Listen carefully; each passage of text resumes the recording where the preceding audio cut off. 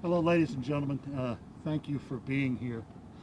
I am privileged to be standing with our VHA leadership team, Dr. Richard Stone, who is our senior executive in charge of Veterans Health, Ryan Lilly, our network director here in New England, and Al Montoya, medical center director.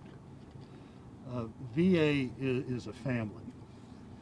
I have experienced that in the 2+ years that I've been privileged to be part of that family. And whenever there is a loss, we all feel it. During this epidemic, we have lost 69 of our colleagues to COVID. And sadly, on Friday, we lost Yul Sims here. Our hearts go out to not only his family, but to his colleagues. He was the example of what we all strive to be, and that is putting service before self. 27 years as a Navy CB. For those of you not familiar with the Sea Service, the CBs have two mottos: can do, and we build and we fight. I know that when he left the Navy, his desire was to continue to serve those who have served, and he did that honorably. You have, I know, talked to Mr. Montoya during this crisis, and the investigation is still ongoing. We hope it concludes rapidly and efficiently. But I will conclude by saying that our hearts go out to the families, both for Mr. Sims and the family of the contractor whose name has not been released publicly, for everything that they've done to make sure that our veterans are served. The one message that I want for the veterans of Connecticut, and it's one that I shared with you just a few weeks ago when I highlighted the importance of the West Haven facility, the importance of our relationship with the great medical institutions of this state, is that during the epidemic we never shut down. After this, no patient was in danger. The services never stopped. The mission kept on. That is indicative of the spirit of the entire VA, which I sincerely believe that Mr. Sims embodied. So with that, if you have any questions, please go ahead. Secretary Wilkie, last Friday, Senator Blumenthal, Senator Murphy were both here, and even Director Montoya addressed the need for upgrades here in West Haven, if not for an entirely new facility. Is that something that is firmly on your radar? Well, if you remember when we talked last, there are massive improvements coming to West Haven. And it is something that I've been pushing in the time that I've been here, for us to more efficiently and compassionately serve our veterans. I also, since you mentioned leadership, I do have one thing to say. In this very divisive time, I want to thank the governor of Connecticut, Governor Lamont. We have an outstanding relationship. He has always been there for veterans and to speak with me not only about their needs, but about how VA can help the citizens of Connecticut. And I wish that kind of spirit would permeate the entire country. So we talked at length on Friday, and I wanted to thank him publicly for everything that he's done. But again, back to the infrastructure, the changes are coming here to the hospital. I will also say that even with those changes, most of the federal government runs on steam. That probably would not change regardless of the upgrades to the building. You also see that as a former naval officer, until you go to the naval base in Norfolk, it's all steam. Anyone else?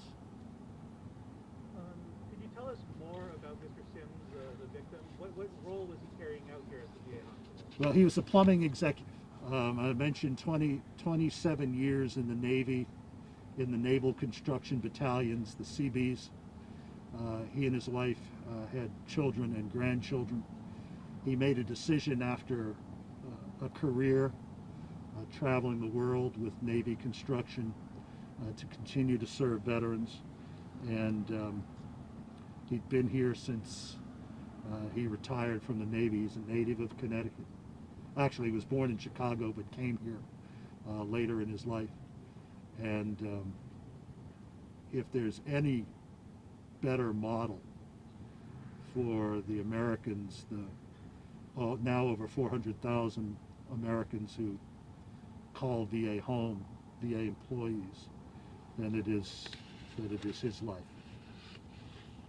Is it possible to get a spelling on his name? It would be S-I-M-M-S. S-I-M-S, yes, sorry. I put an extra M. So it's his first name?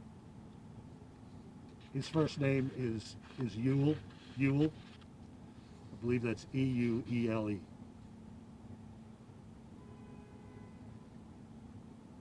So what facts do you know so far about what happened on Friday? Nothing. The investigation is still underway.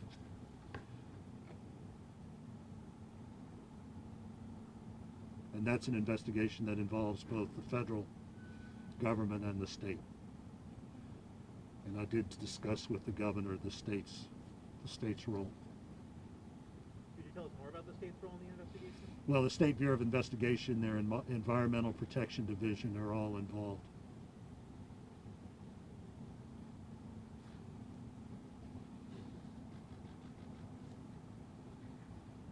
If we don't have any more questions, we are going to take up. We have one more question from any of the reporters. Just one other question, Secretary Wilkie.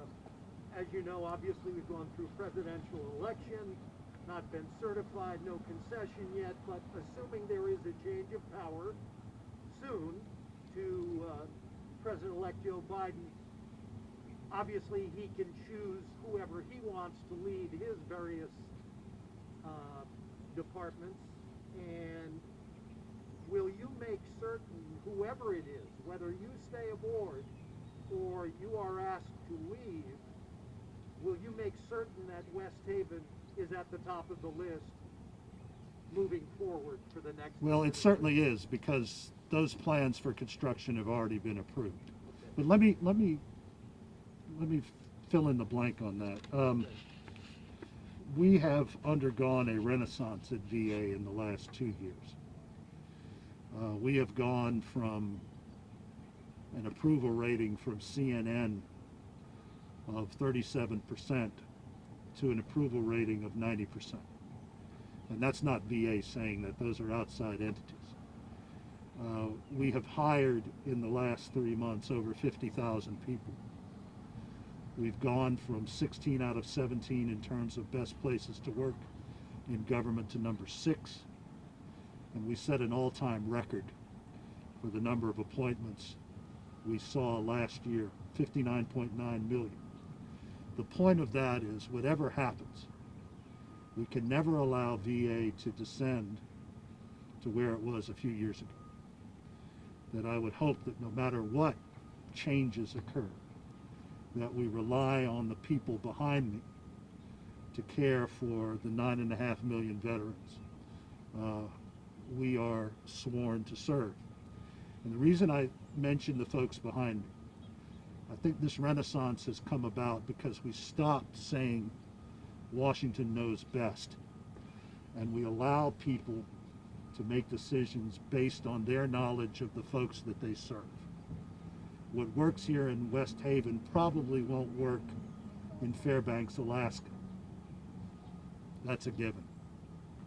But giving folks that power, having what we call a high reliability organization where we allow people to have a say in where they work and how that workforce is used, I think that has been one of the great changes that we have seen, and I would hope that all of that would continue. So I thank you. I'll finish by saying I came here a few weeks ago to point out just how important this this facility is. Its relationship with Yale is a bellwether for the entire department. The leadership, both at the network and the hospital level, is the best in the country. You won't find better people. Veterans of Connecticut deserve that. And we just finished with prayers and thoughts for the families, not only Mr. Sims, but of the contractor whose life was lost last Friday. So I thank you all very much.